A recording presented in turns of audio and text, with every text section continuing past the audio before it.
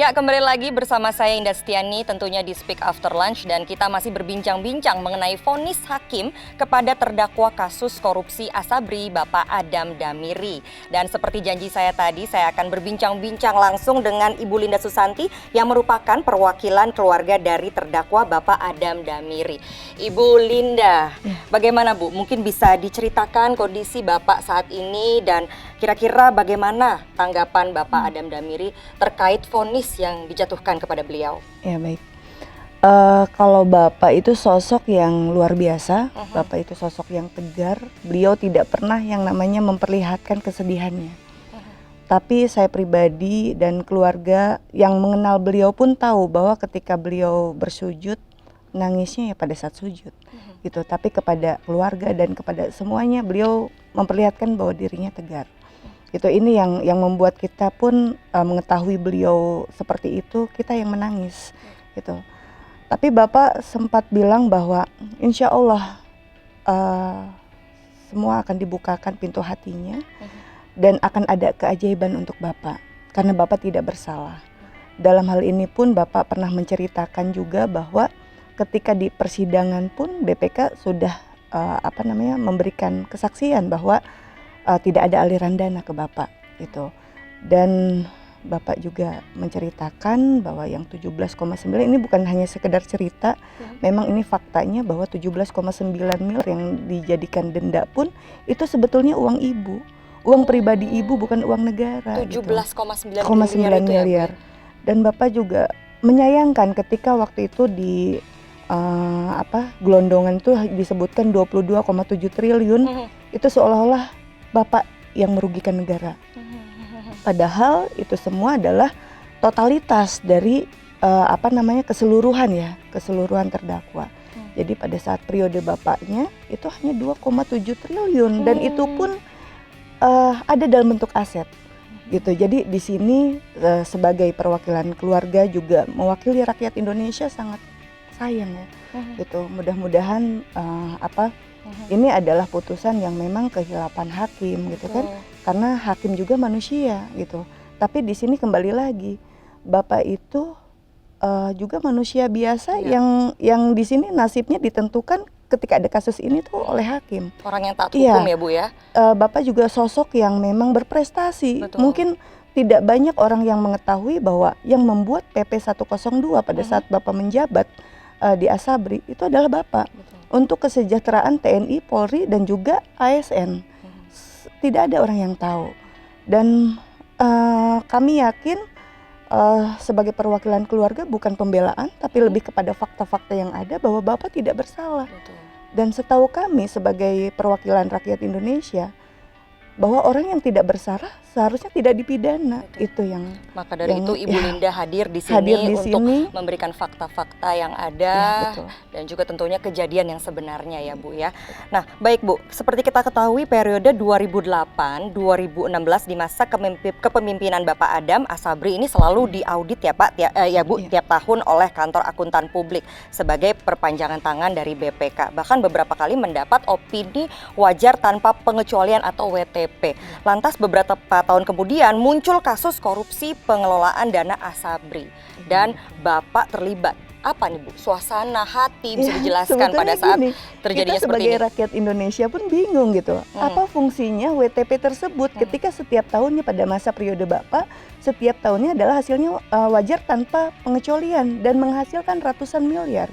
Jadi fungsinya dari audit tersebut apa? Sedangkan audit itu dilakukan oleh lembaga pemerintah, yang artinya berarti tidak ada korupsi di dalamnya. Dan ketika Bapak juga sudah mendelegasikan kewenangannya kepada Direktur Investasi dan Keuangan. Jadi di situ yang kita bingung gitu kan. Bukan hanya perwakilan keluarga, tapi perwakilan rakyat Indonesia. Kita bingung apa fungsinya audit tersebut pada zaman periode Bapak.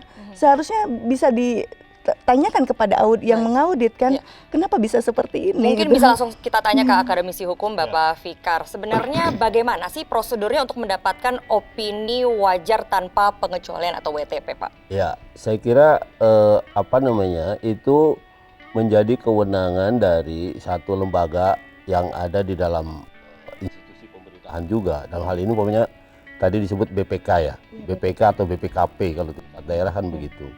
Nah BPK inilah yang menjadi auditor, kalau di luar itu di swasta dia auditor yang ya akuntan publik lah kira-kira begitu. Jadi BPK ini akuntan publiknya negara gitu. Nah saya kira semua perhitungan keuangan itu sudah bisa dijangkau oleh BPK itu. Ya mestinya kesimpulan BPK itulah yang menjadi dasar dari apakah seseorang itu dituntut melakukan pidana atau tidak. Gitu. Saya tidak tahu kejaksaan ketika membawa kasus ini ke pengadilan, ketika merumuskan kerugian negara itu biasanya ya di dalam kasus-kasus korupsi itu kejaksaan juga bersandar pada auditnya BPK juga, gitu. Ya ketika BPK menjelaskan bahwa ini ada kerugian negara, dia maju, ya jadi perkara korupsi gitu. Nah saya tidak tahu apakah ini jaksa menyandarkan pada audit BPK yang terakhir atau kapan atau audit yang lain, saya nggak tahu nih dalam kasus ini ya. Tapi ketika ini sampai ke pengadilan itu artinya dari sudut kejaksaan gitu ya sebagai penuntut itu pasti ada kekeliruan gitu. Nah, kalau nggak sampai ke pengadilan kan gitu ya. Artinya jaksa yakin itu ada kekeliruan sehingga dengan dasar audit yang dia bawa, kemudian dibawalah kasus ini ke pengadilan. Nah, tinggal nanti Pak Adam dan timnya gitu ya membuktikan dengan audit yang pernah Ibu katakan tadi itu kan. Nah itu nanti bisa dilawankan di depan pengadilan itu. Audit mana sebenarnya yang lebih valid lah. Bapak Julius mungkin ada tambahan, mungkin juga ada pertanyaan awam, kenapa perusahaan yang rutin diaudit setiap tahun oleh negara ini bisa kebobolan sampai 22,7 triliun rupiah nih Pak? Saya jelaskan dulu ya bahwa ini ada 22,7 triliun rupiah dengan periode tindak pidana yang didakwakan adalah 2012 sampai 2019. Masa Tempus itu ada 2 direksi. Ada 2 kepengurusan, dan di pengurusan klien kami ini kerugian negara yang didakwakan cuma 2,7. Di direksi berikutnya 20 triliun. Di direksi kami hanya di Pak Adam Damiri hanya 2,7 triliun. Itulah yang kami melihat kenapa timpang ancaman hukumannya, jadi kenapa sama 20 tahun antara 2 orang ini dengan rentan waktu, dengan tingkat kerugian negara yang tinggi. Itu juga dakwaan. Kenapa? Dari 2,7 triliun tersebut kerugian negara itu di masanya Pak Adam itu duit yang dibelikan untuk saham dan uang itu belum kembali. Nah inilah audit BPK yang kami anggap LHP-nya ini tidak sesuai dengan metode perhitungan kerugian negara yang kami challenge. Kenapa? Dia hanya menghitung uang keluar tersebut dibelikan saham dengan reksadana. Sampai saat ini, sampai hitungan tahun 2019, reksadana itu belum di buyback. Saham belum di buyback, tapi itu dianggap sebagai kerugian. Nah ternyata kalau besok nanti di buyback lebih untung lebih jauh, Pak Adam dengan jajarannya dikenakan uang pengganti, negara terima double. Betul. Dari uang pengganti dari masing-masing terdakwa, sudah itu sahamnya nanti dijual. Itulah yang kami challenge bahwa perhitungan itu tidak itu juga yang dinyatakan dalam putusan dissenting yang kami dengar dalam putusan, salah satunya seorang hakim yang kami riset, dia juga seorang auditor ternyata. Dan dia men-challenge itu. Nah, itu yang kami anggap ini hilap gitu. Karena dalam persidangan kan lucu, kami dari awal sudah mengajukan eksepsi terhadap ini perkara. Kenapa? Karena perhitungan tidak benar menurut kami, tidak sesuai metode perhitungan kerugian negara. Baik. Eksepsi kami ditolak. Tapi di tengah jalan, di tengah persidangan hakim meminta kepada ahli dari BPK untuk bersidang 2 kali.